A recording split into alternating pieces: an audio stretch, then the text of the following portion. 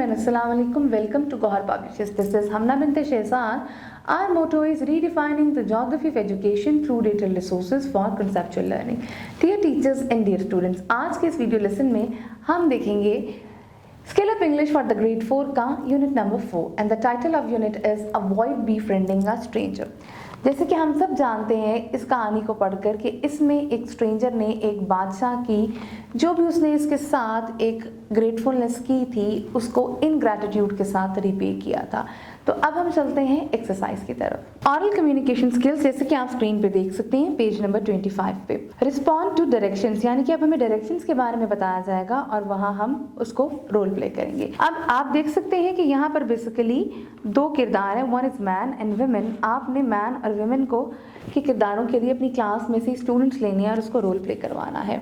Now read the conversation and circle the responses to direction. The first one is done for you. अब आप screen पर देख सकते हैं कि ये सर्कल हुए हुए हैं। Excuse me, could you tell me where the blank is? It is in the next street. Oh thanks. Do you know what time it opens? It should be open now. It opens at 8 a.m. daily. Good. Can you tell me how often the buses leave for the city? Buses leave for the city every next hour. Okay. I see. Just one more thing. Do you know where is the nearest restaurant is? Right behind you, ma'am. See the sign. Oh, thanks a lot.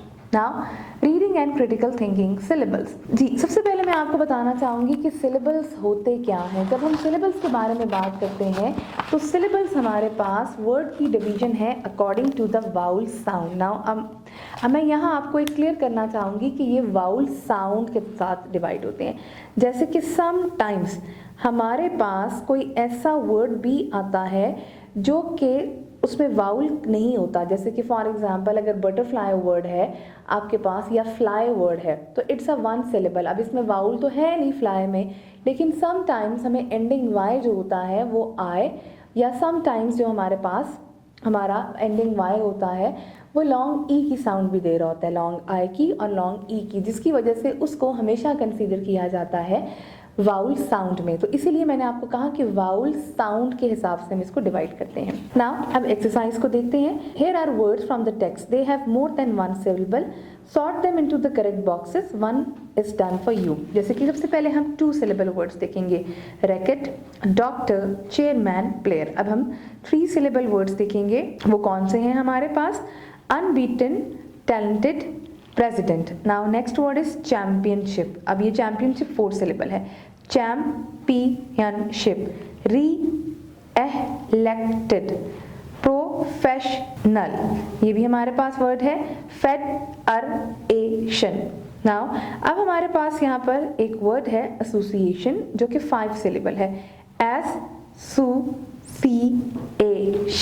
Now अब हम चलते हैं three letter initial blanks पे। Initial blends mean जब तीन consonants हमारे पास इकट्ठे आ जाएं और उनके दरमियान कोई वाउल ना हो तो वो हमें साउंड देते हैं और हर लेटर की साउंड हमें अलग-अलग आती है। जैसे SCR स्क्रू, SQU स्क्वेयर, स्ट्र। अब strawberry, three, straw, scrub, square, strong, screen, spray, thread. हमारे पास जो नेक्स्ट क्वेश्चन है वो है answer the questions. Want to travel around his kingdom. The king wanted to travel around his kingdom to know how well his kingdom was being run. What act of kindness did the king do during his journey? King gave lift to a stranger. Now, why did the king decide not to throw the stranger off the horse? The king decided not to throw the stranger off the horse because in this way stranger will create a fuss and people will ask him to return the horse to the stranger. Now 4. Why did the king want the judge to decide the case? The king wanted the judge to decide the case because he wanted to find out how well the judge of Basra does his job. Question number 5. How did the judge find out that the horse belongs to the king? The judge put the horse in the stable from where judge and the stranger had to pass the way to the court. When the stranger passed, the horse did not look up.